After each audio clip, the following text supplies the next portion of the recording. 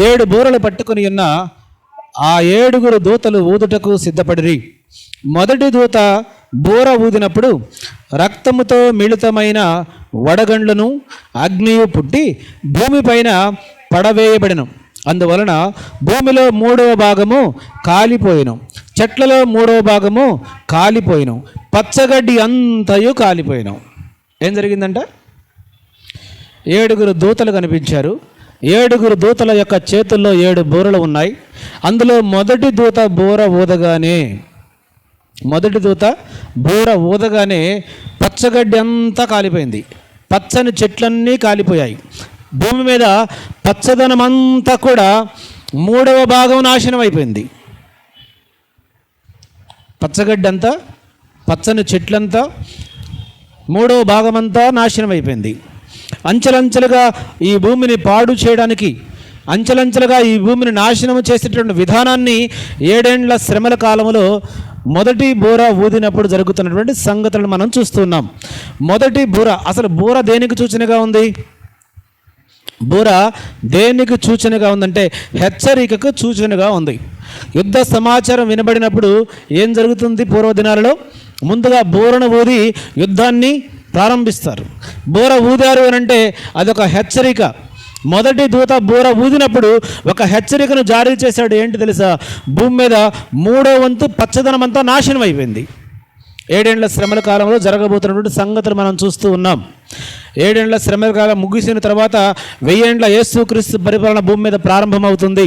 1000 ఏండ్ల యేసుక్రీస్తు పరిపాలనలో నీతి న్యాయములు కలిగి అన్యాయమైనను అక్రమైనను కనపడకుండా కేవలము నీతి న్యాయములు కలిగి పరిశుద్ధత కలిగి ఆకలి దప్పులు లేకుండా విందులు వినోదాలు లేకుండా ఎలాంటి భయంకరమైన సిచ్యువేషన్స్ భూమి మీద లేకుండా రోగాలతోటి రొప్పులతోటి లేకుండా సంతోషము సమాధానము నీతి న్యాయము పరిశుద్ధత అన్నీ కలిగి 1000 సంవత్సరాలు యేసుక్రీస్తు పరిపాలించబోతాడు. దానికి ముందే 7 ఏండ్ల శ్రమల కాలం. అర్థమవుతుందా? 1000 ఏండ్ల పరిపాలనకు ముందు వచ్చేది 7 ఏండ్ల శ్రమల కాలం. ఈ 7 ఏండ్ల శ్రమల కాలంలో ఒక్కొక్క సంవత్సరం ఒక్కొక్క విపత్తును దేవుడు అమలు చేస్తున్నాడు భూమి మీదకి. అందుకనే మొదటి బూర ఊదగానే 3వ భాగం పచ్చదనం అంతా నాశనం అయిపోయింది, కాలిపోయింది. ఏమొచ్చిందంట? చదవండి. మొదటి బూర ఊదగానే 6వ వచనం కదా. మొదటి దూత బూర ఊదినప్పుడు రక్తముతో మిళితమైన వడగండ్లను అగ్నియు పుట్టి భూమిపైన పడవేయబడిను. అందువలన భూమిలో 3వ భాగము కాలిపోయేను. చాలండి, భూమిలో 3వ భాగం. అసలు భూమి మీద మనుషులు నివసించే భూభాగం ఎంత చెప్పు?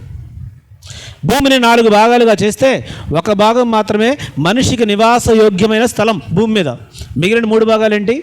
పర్వతాలు, కొండలు, నదులు, సముద్రాలు, చెరువులు అన్నీ కలిసి 3 వంతులు ఉంది. మిగిలిన 1 వంతు మాత్రమే మనిషి నివసించడానికి యోగ్యమైనటువంటి స్థలం.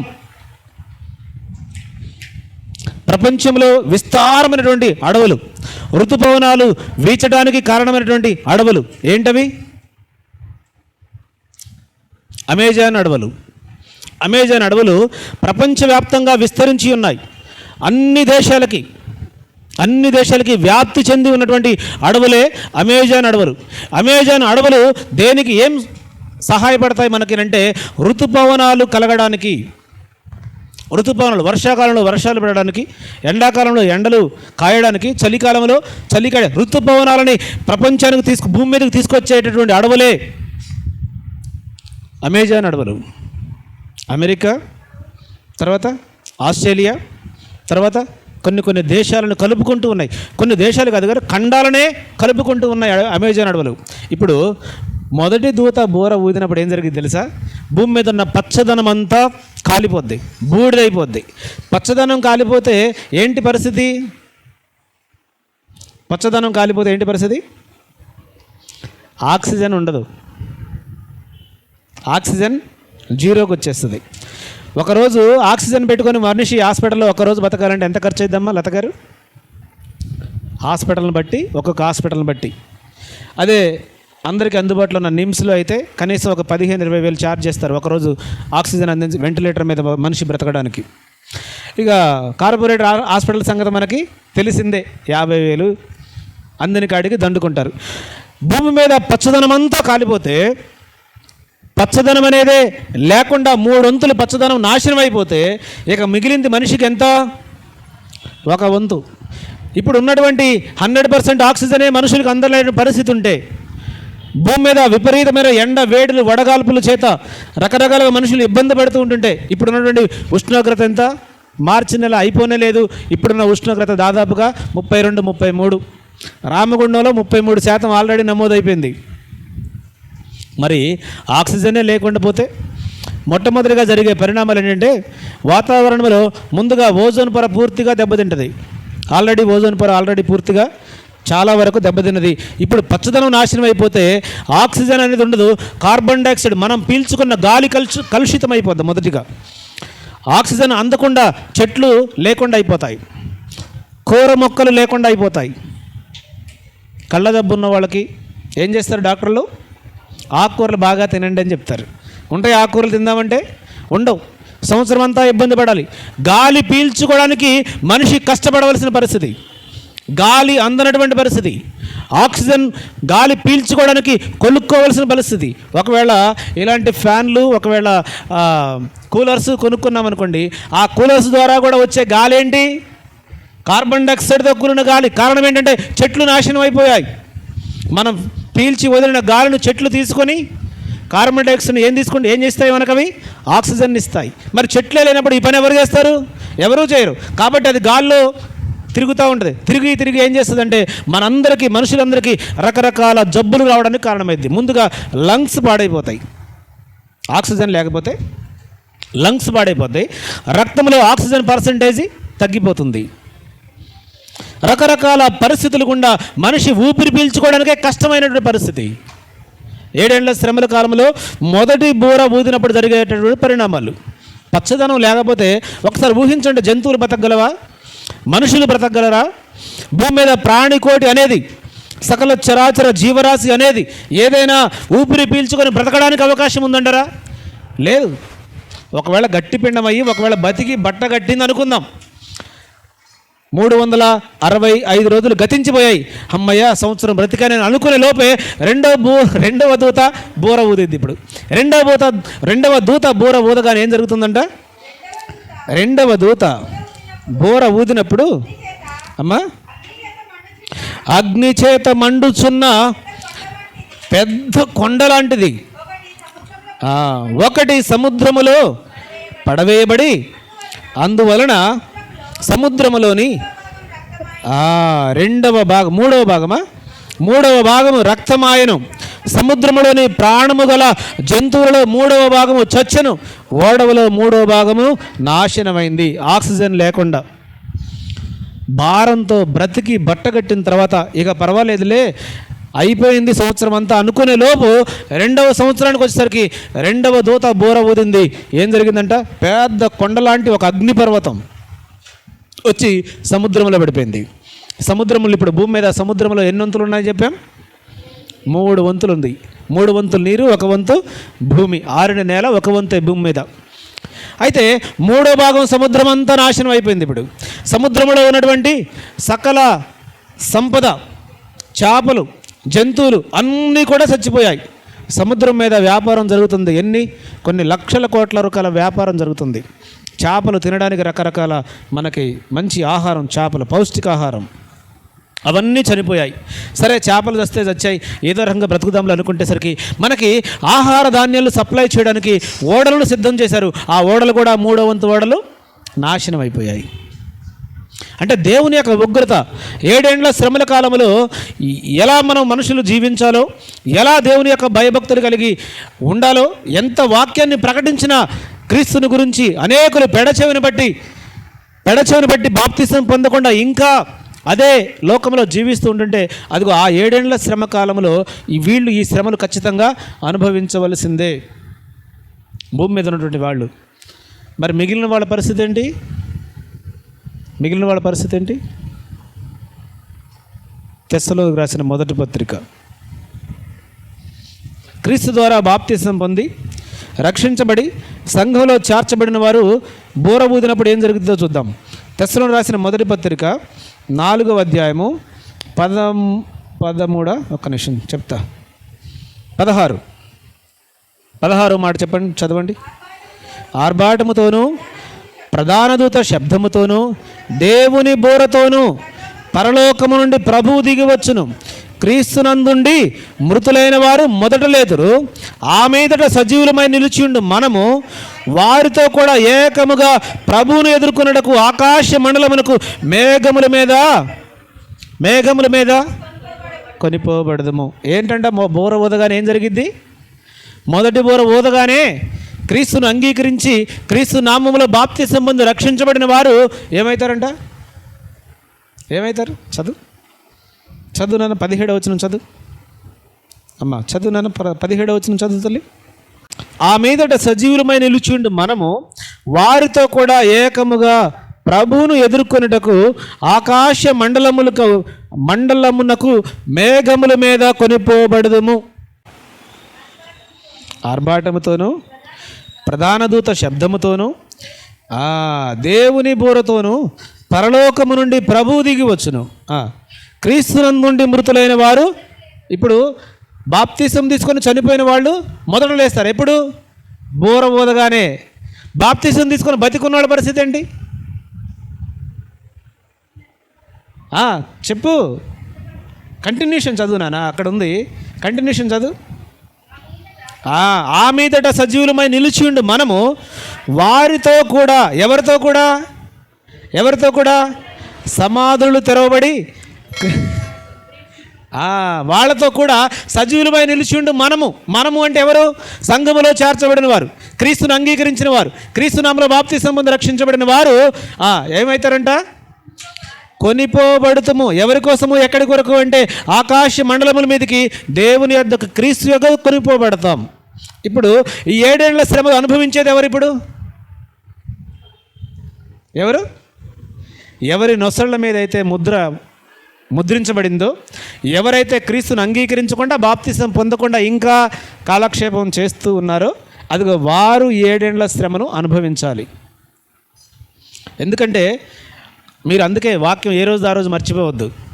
మొదటి ముద్రను విప్పినప్పుడు జరిగిపోయింది, 2వ ముద్రను విప్పినప్పుడు జరిగిపోయింది, 3వ ముద్రను విప్పినప్పుడు, 4వ ముద్ర విప్పినప్పుడు, 5వ ముద్ర విప్పినప్పుడు, 6వ ముద్ర విప్పినప్పుడు జరగలే. అందులో ఏం జరిగినాయి అమ్మా? అందులో ఏం జరిగింది? ఏమేమి సంగతులు జరిగింది 6వ ముద్ర విప్పినప్పుడు? ఇప్పుడైతే 7వ ముద్రలోనే ఉన్నాం మనం ఇంకా, అవునా? 6వ ముద్ర విప్పినప్పుడు చాలా విషయాలు 2 రోజులు మనం వాక్యం ధ్యానించుకున్నాం కదా.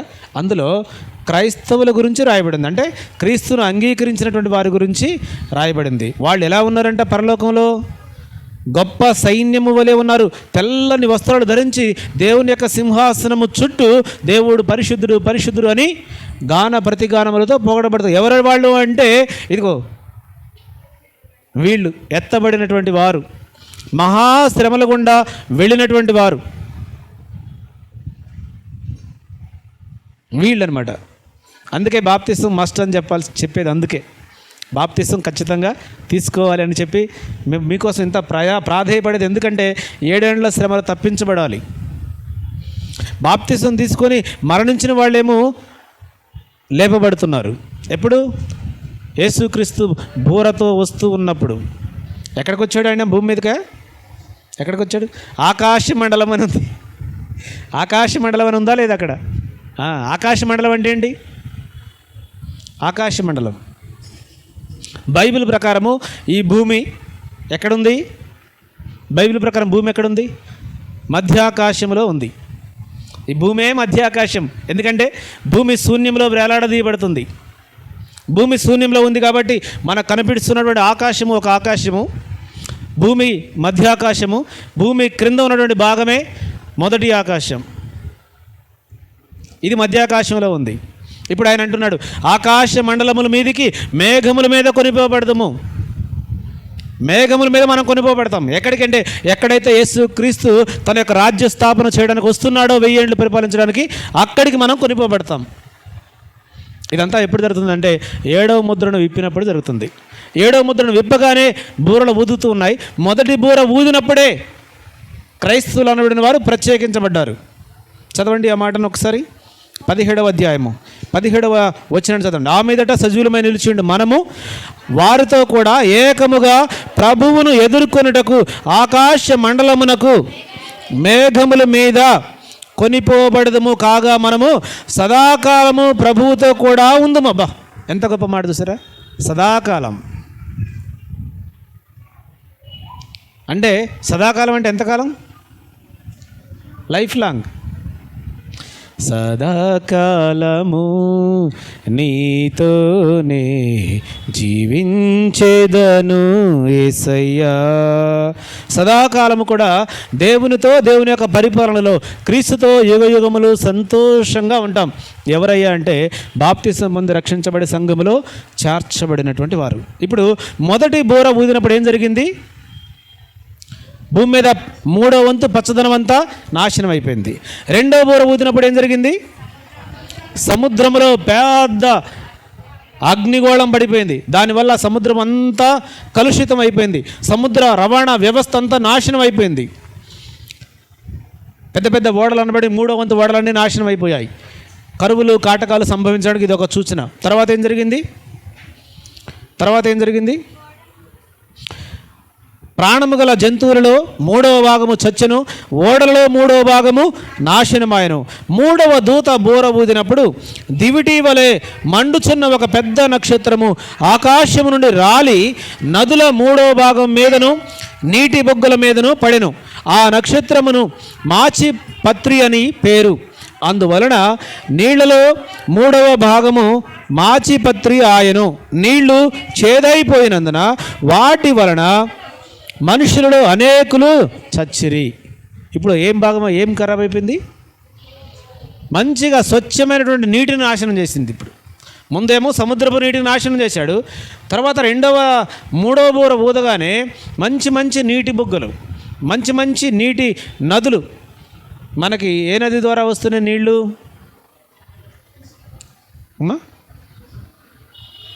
కృష్ణానది. ఇంకా అన్నీ వరుస పెట్టి చెప్పేసి, ముందు మంజీరా నది నుండి వచ్చేటి, తర్వాత గండిపేట నుండి కొంత ప్రాంతానికి వచ్చేటి. ఇప్పుడు కృష్ణానదీ జలాలు కూడా మన గొంతు తడుపుతూ ఉన్నాయి. నదులే నాశనం అయిపోతే తాగడానికి నీళ్ళు ఎక్కడి నుండి వస్తాయి? మొదటిగా సముద్రపు నీటి నాశనం అయిపోయింది. రెండవదిగా మంచినీళ్ళు, నీటి బుగ్గలు, మంచి నీళ్లు అందించేటటువంటి మంచి నదులు, మంచి వాటర్ కూడా నాశనం అయిపోయింది. ఏమైపోయిందంట తెలుసా? చేదైపోయిందంట. చేదు ఎందుకైందంటే ఆకాశం నుండి పెద్ద నక్షత్రం వచ్చి ఆ నదులను నాశనం చేసింది. దాన్ని ఏమన్నారంట? మాచిపత్రి అన్నారు. ఇంగ్లీష్లో ఏమన్నారంటే మార్స్ అన్నారు. మార్స్ అంటే ఏంటి? ప్లానెట్. మార్స్ అనేది కూడా ఒక ప్లానెట్. దాన్ని తెలుగు బైబిల్లో మాచిపత్రి అని రాయబడింది. అంటే గ్రహాలు కూడా వచ్చి ఈ యొక్క నాశనం చేయబోతున్నాయి. ఏ సంవత్సరంలో అంటే 7 ఏండ్ల శ్రమల కాలంలో 3వ సంవత్సరంలో జరగబోతున్నటువంటి సంఘటన ఇది. 7 ఏండ్ల శ్రమల కాలంలో 3వ సంవత్సరం అనగా 3వ బూర ఊదినప్పుడు, 3వ బూర ఊదగానే చదువునా, దివిటి వలె మండుచున్న ఒక పెద్ద నక్షత్రము ఆకాశము నుండి రాలి నదుల 3వ భాగము మీద నీటి బుగ్గల మీద పడెను. ఆ నక్షత్రమునకు మాచిపత్రి అని పేరు. ఆ నక్షత్రం పడగానే ఏమైపోయిందంట? ఆ నీళ్ళన్నీ చేదైపోయాయంట. చేదైపోతే నీళ్లు తాగడానికి పనికొస్తాయా? పనికిరావు. కాబట్టి నీళ్ల కొరత కూడా ఏర్పడుతుంది. మొదటిగా ఆక్సిజన్ కొరత ఏర్పడింది. రెండవదిగా వస్తు రవాణా కొరత ఏర్పడింది. మూడవదిగా ఏం జరుగుతుంది? నీటి కొరత. తాగడానికి కూడా ఇక్కడ మంచినీళ్ళు లేనటువంటి పరిస్థితి. అందుకే పూర్వదినాలలో నీటి కొరకు యుద్ధాలు జరిగినాయి కదా. ఏమి యుద్ధాలు అయ్యి? ఏం యుద్ధాలు జరిగినాయి నీటి కొరకు? మొదటి పానిపట్టు యుద్ధం, రెండవ పానిపట్టి యుద్ధం. మొదటి పానిపట్టు యుద్ధం ఎప్పుడు జరిగింది? 1700వ శతాబ్దంలో. రెండవ పానిపట్టు యుద్ధం 1753లో అనుకుంటా. 1700 సంవత్సరంలోనే నీళ్ల కోసం యుద్ధాలు జరిగినాయి దేశాల మధ్యలో. ఇదిగో ఇలాంటి పరిస్థితి ఎదురైతే ఇంకేముంది కదా. నీళ్లు దొరకకపోతే యుద్ధాలు జరిగేటి నీళ్ల కోసం. ఈ చెరువు మాది, ఈ బావి మాది. బావుల కోసం కూడా యుద్ధాలు జరిగినాయి, కొట్లాటలు జరిగినాయి. చెరువుల కోసం కూడా కొట్లాట జరిగినాయి. అదిగో అలాంటి పరిస్థితులు భూమి మీద సంభవించబోతున్నాయి మూడవ బోర ఊదినప్పుడు. అందుకే ప్రకటన గ్రంథాన్ని ధ్యానించేటప్పుడు చాలా జాగ్రత్తగా కాన్సన్ట్రేషన్తో ధ్యానించాలి. ప్రతి మాట కూడా మనకు అవసరమైనటువంటి మాటనే. ఎందుకంటే ఎప్పుడు ఇలాంటి మాటలు మనం వినడానికి అవకాశం ఉండదు. తరచుగా ఈ గ్రంథాన్ని బోధించరు, నేర్పించరు, దీన్ని పక్కన పెట్టేస్తారు. అవసరమైన ఏదో 1-2 మాటలు తీసుకొని నేర్పిస్తారు. కానీ దీన్ని క్రమంగా మనం నేర్చుకుంటూ వస్తున్నాం. ఆ క్రమంగా నేర్చుకుంటూ వస్తే అనేకమైనటువంటి ఆలోచనలకి మనము ఫుల్ స్టాప్ పెట్టవచ్చు. కాబట్టి మూడో ముద్ర విప్పగానే నక్షత్రం అనగా మార్స్ అనబడేటువంటిది భూమిని ఢీకొని ఆ భూమి మీద ఉన్నటువంటి మంచి మంచి నీటి వనరులన్నిటినీ నాశనం చేసింది. ఆ నీళ్ళన్నీ కూడా చేదు నీళ్ళు అయిపోయాయి. వాటి వలన మనుషులు అనేకులు చచ్చిపోయారు. నీళ్లు లేకుండా మనిషి ఎంతసేపు జీవించగలడు? ఎంతకాలం జీవించగలడు? ఆహారం పుచ్చుకోకుండా అయితే కనీసం 40-45 రోజులు జీవించగలడు. కానీ నీరు లేకుండా వారం రోజుల కంటే ఎక్కువ బ్రతకలేడు. నీరు చాలా అవసరం. ఎందుకంటే రక్తంలో 90% నీరే ఉంటుంది. 90% నీరే రక్తంలో ఉండేది. మరి నీళ్ళు తాగకపోతే రక్తానికి హార్ట్ అటాక్లు వస్తూ ఉంటుంటాయి. అందుకే డాక్టర్స్ ఎప్పుడు కనీసం ఒక మనిషి ఎన్ని లీటర్లు నీళ్ళు తాగాలంటే ఒక రోజుకి 5 నుండి 4 నుంచి 5 మధ్యలో తాగాలి. మనం తినేటప్పుడు తప్ప మళ్ళీ నీళ్ళు తాగే అలవాటు ఉంటుంది చాలామందికి. వాటర్ బాగా తాగాలి. వాటర్ తాగితే బ్లడ్ సర్క్యులేషన్ బాడీకి మంచిగా అందుతుంది. అన్నిటికంటే అతి సూక్ష్మమైనటువంటి నరాలు బ్రెయిన్లో ఉంటాయి. ఆ బ్రెయిన్కి రక్తం సరఫరా కావాలంటే బ్లడ్ ఎప్పుడు కూడా పల్చగా ఉండాలి. పల్చగా ఉండాలంటే వాటర్ కంటెంట్ బాడీలో ఎక్కువ ఉండాలి. అందుకే వాటర్ లేకపోతే మానవుని యొక్క దేహం ఎక్కువ కాలం బ్రతకడానికి వీలుండదు. కనుక వాటర్ ఎక్కువగా తీసుకుంటూ ఉండాలి. కాబట్టి మూడవ బోర ఊదినప్పుడు ఏం జరిగింది? పెద్ద నక్షత్రం వచ్చి మంచి నీటి వనరులన్నిటినీ నాశనం చేసింది. ఆ నీళ్ళన్నీ చేదైపోయాయి. మనుషుల్లో అనేకులు చచ్చరి. ఇవన్నీ ఎప్పుడు జరుగుతున్నాయి అంటే రాబో దినాలలో 7 సంవత్సరాల శ్రమల కాలంలో సంభవించబోతున్నటువంటి పరిస్థితులు ఇవి. అందుకే 7వ ముద్ర చివరిగా ఇప్పగానే ఇదిగో ఈ సంగతులన్నీ కూడా యోహాను గారు చూస్తూ ఉన్నారు. క్లియర్గా యోహాను గారు చూస్తున్నారు. మలాకీ గ్రంథానికి మత్తయి సువార్తకి ఎంతకాలం వ్యత్యాసం ఉందని చెప్పాం? 4 సంవత్సరాల కాలం వ్యత్యాసం ఉందని చెప్పాం కదా. ఈ 400 సంవత్సరాల కాలంలో కొన్ని గ్రంథాలు వ్రాయబడ్డాయి. అవి అప్రమాణిక గ్రంథాలు అన్నారు వాటిని. ఆ గ్రంథాలకి ప్రామాణికత లేదు. ఆ గ్రంథాలను ఒప్పుకోవడానికి వీల్లేదు. అయినా సరే వాటిలో నుంచి కొన్ని మాటలు ధ్యానిస్తే ఇదిగో 7 దేవదూతల పేర్లు అందులో వ్రాయబడి ఉన్నాయి. రేపు ధ్యానం చేద్దాం. రేపు ఓవరాల్గా వాటిని గుర్తుపెట్టుకునే అవసరం లేదు. మనకు బైబిల్ గ్రంథం పరిచయం చేసినటువంటి దేవదూతలు 2, గబ్రియేలు, మికాయేలు. రఘుయేలు అని కూడా ఒక దగ్గర రాయబడి ఉంటుంది. ఈ 2 దేవదూతలు మాత్రమే మనకు కనబడతాయి. కానీ మిగిలిన ఈ 7 దేవదూతల పేర్లు అది అప్రమాణిక గ్రంథాల్లో కొన్ని రాయబడి ఉన్నాయి. వాటిని రేపు కూడా ఒకసారి మనం ధ్యానం చేద్దాం.